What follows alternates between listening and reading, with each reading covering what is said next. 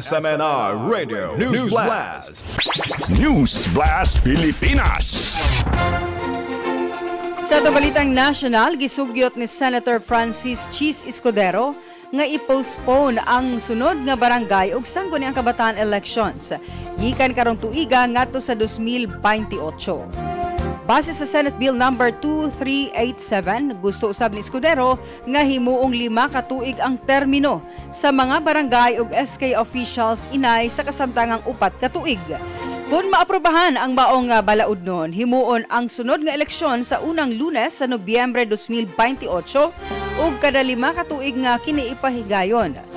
Matod pa sa senador, tumong niini nga mahatagan og dugang panahon ang mga opisyal sa pagpatuman sa mga proyekto sa komunidad ug malikayan ang kanunay nga pagkabalda sa panggamhanan tungod sa sigig eleksyon.